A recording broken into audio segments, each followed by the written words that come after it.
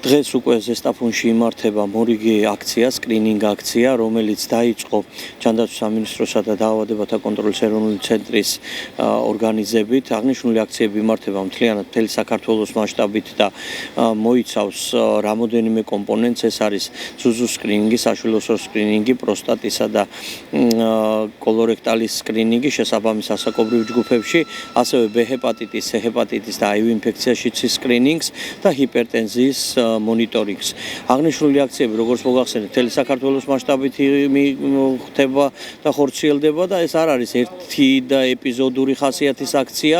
ჩვენ მსგავსი აქციების ციკლის გაგრძელებას ვაპირებთ მომდევნო თვეებშიც, წლის ბოლომდეც პერმანენტულად ჩატარდება მსგავსი აქციები, რაც მიზანი ძირითადი, რასაც წარმოადგენს ჩვენი მიზანი არის ის, რომ მაქსიმალურად მივაახლოვოთ აღნიშნული დაავადებების კვლევის შესაძლებლობა მოსახლეობას და მოსახლეობას მივცემთ იმის შანსი, რომ დროულად ადრიანად აღმოაჩინონ თუ რაიმე პრობლემა არის ამ მიმართულებით მათი ჯანმრთელობის, დროულად მოხდეს შესაბამისი ღონისძიებების გატარება, რათა დავიცვათ ჩვენი მოქალაქეები და ხელი შეუწყოთ მათ ჯანმრთელობის მდგომარეობის გაუმჯობესებას.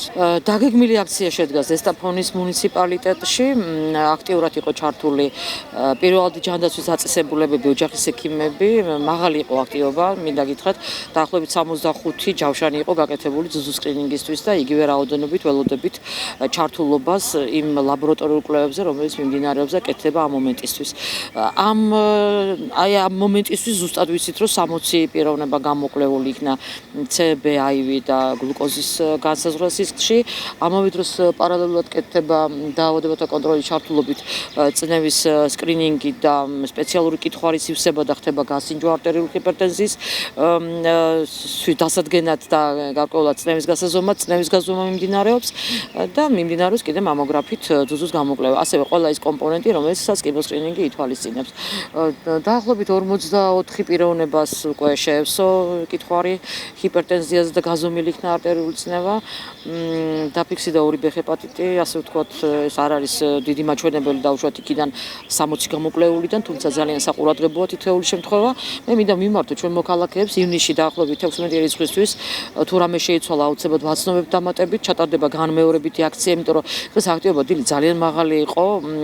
ჯავშნის გარდა მოვიდნენ მოქალაქეები, რომლებმაც ჰქონდათ საშუალება ან დაეცადათ, ან გადანცხადეს, რომ შემდგომ თვეში მიიღებენ მონაწილეობას, ამიტომ მინდა ყველას მივმართო მომდევნო აქციის დროს აუცილებლად გააკეთონ ჯავშნები თავის ოჯახის ექიმებთან ან მომართონ პოლიკლინიკის რეგისტრატურას, რომ ყველა დრო და წუთი იყოს გათვლილი და მათ არ მოუწიოთ, ასე ვთქვათ, მოცდამ. მე მადლობა მინდა გადავუხადო ჩემს თანამშრომლებს, რომლებიც აქტიურად არიან ჩართული ამ სკრინინგის აქციაში, ორგანიზებაში, წნევის გაზომვაში და ყველა იმ მნიშვნელოვან სიტუაციაში გვეხმარებოდა თვითონ დაავადებათა კონტროლის ეროვნული ცენტრი, ადგილობრივი მუნიციპალიტეტი, პირველადი ჯანდაცვის სექტორი, მათ შორის პოლიკლინიკა, ეს ერთობლივად გაკეთებული საქმეა და განსაკუთრებული მადლობა მინდა თქვენს გითხრათ, იმიტომ რომ ყოველთვის აშუქებთ ჩვენ გადაცემებს და ჩვენს რეპორტაჟებს, რომელიც ძალიან მნიშვნელოვანია ჩვენი მოქალაქეებისთვის. მოსახლეობისთვის ხელმისაწვდომი და კომფორტულია რაიონში ადგილზე მოხდა მობილიზება, ჩამოვიდა სკრინინგ ჯგუფი, მიეწოდა ჩემი სოფლის მოსახლეობას, კონკრეტულად ამ შემთხვევაში ფუთის მოსახლეობას, ქალბატონები ჩაეწერენ სკრინინგზე, დაახლოებით 10 ქალბატონი იყო, ჩაიტარეს პირველადი კვლევები, პასუხები შესაბამისად იქნება. ეს არის დაავადების პრევენციისთვის, ადრეულ სტადიაზე გამოვლენისთვის და უფრო მეტად პროფილაქტიკისთვის, რომ რაც შეიძლება დროულად იქნეს ესა თუ ის დაავადება გამოვლენილი, შესაბამისად ამ შემთხვევაში ახლა ზუზუს კიბოს სკრინინგზე, ჰეპატიტების სკრინინგის შემთხვევაში და დროულად იქნეს შემდეგ გაგრძელება მკურნალობის.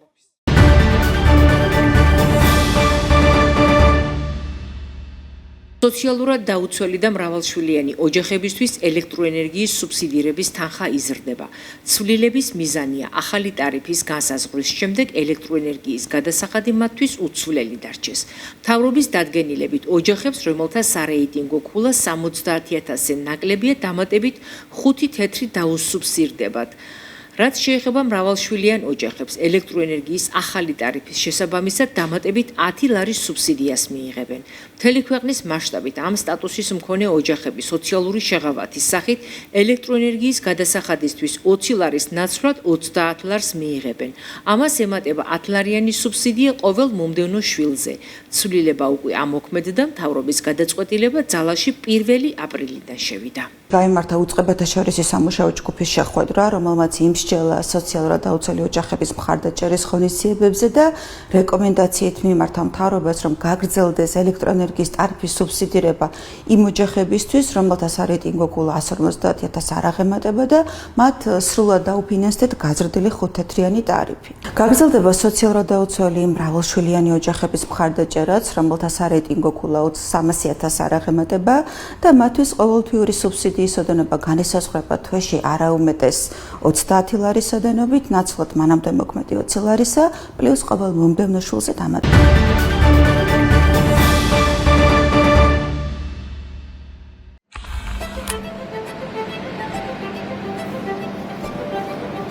ჩვენ მამაშვილი ფერაძეები ერთად მუშაობთ ფეროსნობდა ქარხანაში. მე ვარ ჯამბულ ფერაძე, გართმევისა და სხმულების საამქროს უფროსი. მე ვარ ლევან ფერაძე, ნომერ 1 სამქროს ენერგეტიკოსი. ლევანი რო დაიბადა, მე 30 წლის ვიყავი. ძნელი წარმოსადგენი იყო მაშინ, რომ შვილისაც მეტალურგიაში შემოვიყვანდი, მაგრამ ერთად ვაგრძელებთ დღესდღეობით მუშაობას. როდესაც მამა შემომიყვანა ქარხანაში, რო შევხედე ამ ყველა დანადგარებს, ამ ღუმელებს, შემეშინა რა, ესე რო ვთქვათ, მაგრამ როცა განმავლობაში ძალიან მიულა თავითვისე ეს ყველაფერი. ჯიუტი არის, მაგრამ ზოგიერთ მომენტებში აღიარე რომ ხოლმე და მე უფრო მეტად ჯიუტი ვარ, აღიარე ჯიუტი ვარ, აღიარებ ჯიუტი ხარ. მამა ყოველთვის მეუნებოდა ხოლმე რომ თუ რამეს გინდა მიაღწიო ქარხანაში, მიაღწიე შენი და არა ჩემი ავტორიტეტის გამოყენებით და ჩემი საქმისადმი ეს დამოკიდებულება გამაჩნდა. ხშირად არის ეს შემთხვევები, რომ გამართავთ ხოლმე სამსახურის საქმეებში. კამათში იბადება ჯანსაღი აზრი, მე ესე ვიტყოდი და ამიტომ გვიწევს ხოლმე ეს კამათი. ლევანი ცოტა ჯიუტია, მერტი აღნიშნე თავიდან და ეს ჯიუტი ხანდახან უხდება ხოლმე მაგის საქმეს როგორც ვთქვა. თავშეკავებულია უფრო ესე რომ რასაც მამა აჯილ დაუკვირდება, მე შემიძლია რომ პირველად გადავიდე და გადავაბიჯო იმ კონკრეტულ სიტუაციას. პირველ რიგში იმხელა დამსაქმებელია ეს ჩვენი ქარხანა, რომ ზესტაფონელმა კაცმა პროფესიას იმიტომ ავერჩია, რომ ამ ქარხანაში შემოსულიყავი პროფესიით მეტალურგი. როგორც დაუშვათ მედიცინაში ჭირდება ადამიანს სულ კითხვა და სულ რაღაცის შეცნობა, ისე ენერგეტიკული სამსახური. ჩემ გარშემო არის ისეთი ადამიანები ამ პროფესიის კუთხით, რომლის გვერდითაც ყოველდღე ვიზრდები და ვითარდები.